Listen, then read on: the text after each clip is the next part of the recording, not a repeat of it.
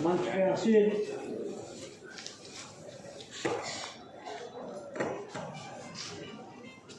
भाजपा के प्रदेश अध्यक्ष माननीय दिनेशानंद गोस्वामी जी, बानी बोलो जी,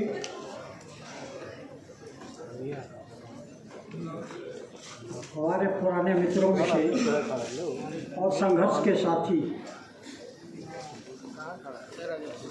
सुबोध श्रीवास्तव जी, मंच पे आसीन सभी आदरणीय बंधु और सभागार में उपस्थित धर्म के रक्षक रक्षिका के रूप में बहनों और भाइयों,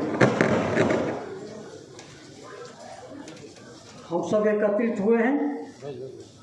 कहा जाता है कि धर्म रक्षिता धर्म रक्षिता रक्षिता रक्षितो रक्षिता। धर्म की रक्षा हम करेंगे तो धर्म हमारा रक्षा करेगा। और यह जो घटना घटी यह पूर्ण सुनियोजित और इसके जो रचनाकार लोग हैं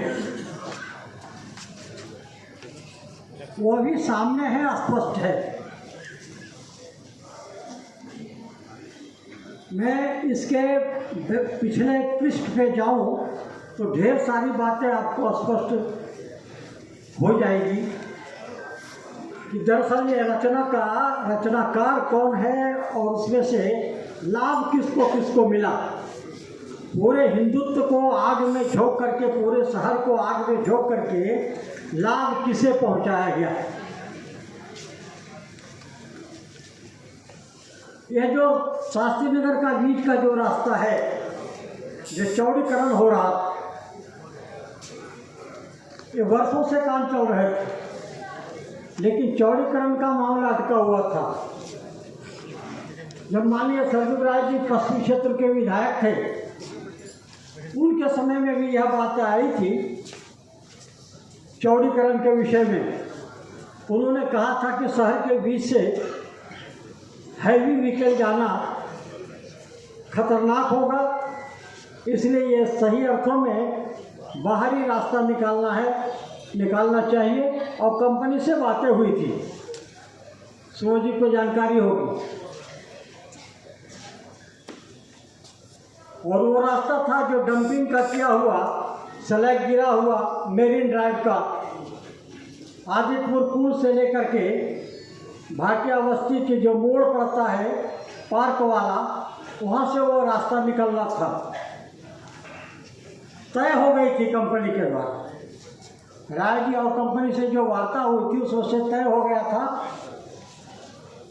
नारियल फूटे, लड्डू बांटे गए और ये लोग आश्वस्त हो गए कि बीच से कोई रास्ता चौड़ीकरण की बात नहीं आएगी, घर नहीं टूटेगा, मंदिर नहीं हटेगा। सत्ता बदली, व्यवस्थाएं बदल गई और इस बीच में फिर चौड़ीकरण की बात उठने लगी। और जैसे ही नोटिस दिया गया चौड़ीकरण के लिए, तो वर्तमान पश्चिमी क्षेत्र के जो विधायक जनप्रतिनिधि मंत्री हैं अभी, उन्होंने लोगों को आश्वस्त किया आपके घरों को टूटने हम नहीं देंगे। और ये शब्द उनके भविष्य में, वर्तमान अभी जो भविष्य नहीं, उसमें भविष्य में कही गई बातें वर्तमान में उनके गले के फांस बन गई। कंपनी अड़ी हुई थी, राय जी सत्ता से हट गए थे, भाजपा की सरकार चली गई थी और वो जो योजना बाहर रोड निकलने का था, वो कंपनी साफ शब्दों में कही कि इतना खर्च करने की स्थिति में हम नहीं है, बीच के ही रास्ता निकलेगा।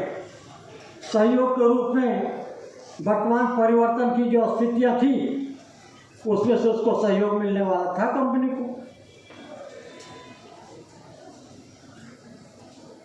अब उसी की रचना हेतु आप ये भी देखे होंगे कि द्रुत गति से काम चल रहा था, लेकिन वो जो बीच का रास्ता था वो बाधित हो रहा था और उसका प्रतिनिधित्व करने वाला जो व्यक्ति, उसके गले की फांस हो गई थी।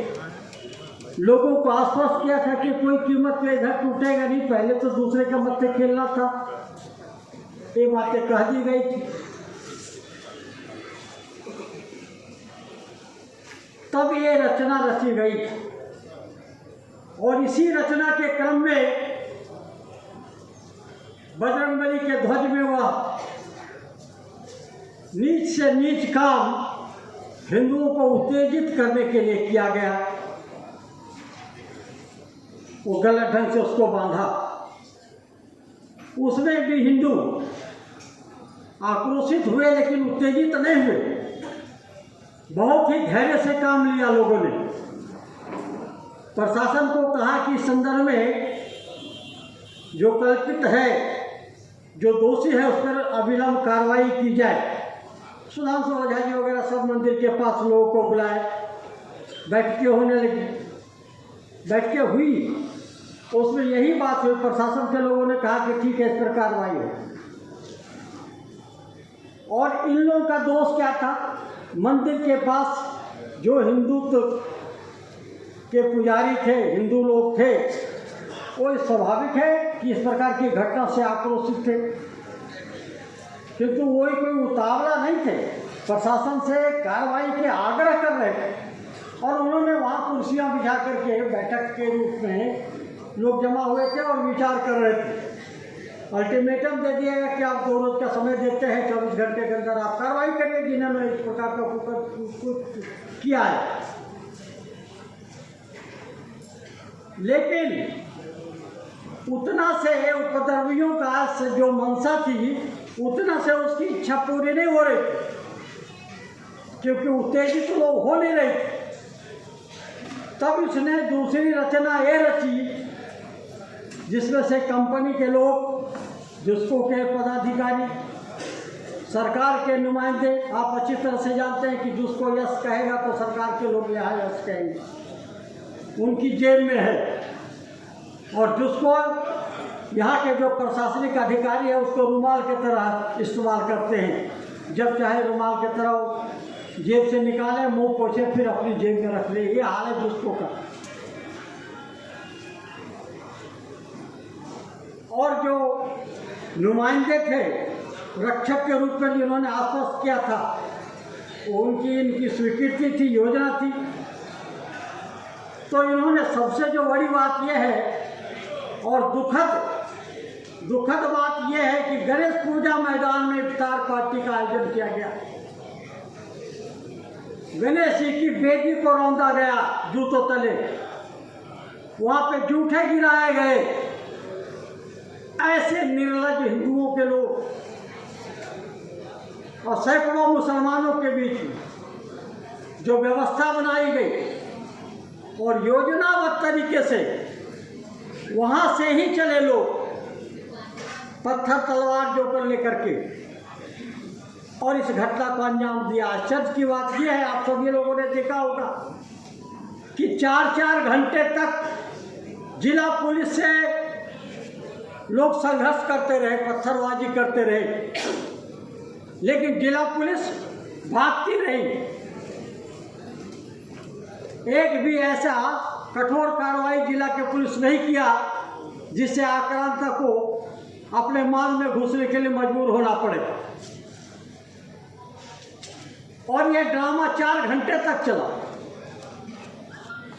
स्वाभाविक था कि दूसरे पक्ष भी आक्रोशित होता और इस प्रकार की बातें जब बढ़ता हुआ देख प्रशासन को लगा तो रैपिड एक्शन फोर्स को बुलाया गया 4 घंटों के बाद। आपने अखबार में फोटो देखा होगा कि हाथों में तलवार लेकर के मस्जिद के पास जमा है खुलेआम। तात्पर्य मेरा कहने का ये है कि ये नियोजित घटना है जिसमें से मंत्री उसमें मिले हुए हैं, जिसको के पदाधिकारी हैं और स्थानीय प्रशासन, ये तीनों मिल करके इस शहर को जलाना चाहता है और जलाया। 60 घरों में जो आग लगाई गई, आश्चर्य की बात है कि जो 60 दुकानें जली। दरअसल वो दुकान नहीं, घर था, घर का सामने पोर्शन से आग लगी। तो वो 60 घरों का जो आग लगाई गई उसकी जांच होनी चाहिए दंगाइयों के विरुद्ध में। तो वो ना हो करके सीधे किसी का आदेश हुआ कि 3 दिन का समय देते हैं, जिसको का कि सड़क को चौड़ीकरण कर दो 3 रोज में। गौन हो गया बजरंगबली के ध्वज में मांस बांधना। गौन हो गया कि मुसलमानों ने मंदिर में बैठ करके जो हिंदू वहाँ बैठक कर रहे थे उस पर आक्रमण किया, उसको भी गौन कर दिया। और इस प्रकार का अपनी मंशा को ये लोग वलब्धि दिया, पूरा किया। जो लोग हमारे वहाँ नहीं थे उन लोगों की भी गिरफ्तारी हुई। अभय जी कहाँ थे, सुधांशु ओझा कहाँ थे, पूरी से गिरफ्तार हुए। जैसे कितना बड़ा ये लोग क्रिमिनल हैं, उग्रवादी हैं। आपको आश्चर्य होगा, इन लोग की बात इसी प्रकार की रहती है। इन लोग की घटना जो है, इन लोग की कार्रवाई ये निम्न स्तर का 92 में 90 में हल्दी पोखर में दंगा हुआ। मैं जा रहा था जिला अध्यक्ष के नाते हल्दी पोखर, हमें सुंदरगढ़ में रोक दिया गया। परवेज हयात का समय था और हम पर आरोप क्या लगाया कि 5000 आदमियों को हथियारबंद लेकर के खड़ंगा झाड़ में हमने प्रदर्शन किया, जिससे मुसलमानों में भगदड़ मची और घर खाली करके लोग भाग गए। और 22 दिन के बाद मेरी जमानत। कहने का तात्पर्य यह है कि इस प्रकार का, लेकिन उस समय आप सबों की ताकत, वर्तमान परिस्थिति का जो जुझारूपन यहाँ के हिंदुओं ने दिखाई वो सचमुच वंदनीय था। और इन लोगों को घुटना पर लाने के लिए वही एक मार्ग है। जब हिंदू जब तक नहीं जगेगा ये लोग अपनी औकात में नहीं आएगा। इन लोगों की औकात में लाने के लिए आपको जगना होगा। और ये इतने कायर हैं कि जब आप जगेंगे तो बिल में समा जाएंगे। आप उसी समय इन लोगों की ताकत बोलती है कि जब आप चुप रहते हैं। आप जितना धैर्य दिखाएंगे उतना ही इन लोगों की इच्छा पूरी करेंगे आप। इसलिए हम आप सबसे प्रार्थना करते हैं कि शहर हमारा है, शांति इसकी बनाए रखनी हमारी जिम्मेवारी है। लेकिन ये इस प्रकार के षड्यंत्र करके कोई हमें अशांत करे, हमारा शहर को अशांत करे की योजना बनाए, इसको हम कतई बर्दाश्त नहीं करेंगे। इन्हीं शब्दों के साथ बहुत बहुत धन्यवाद। धन्यवाद महेंद्र शर्मा जी। कार्यक्रम को आगे बढ़ाते हुए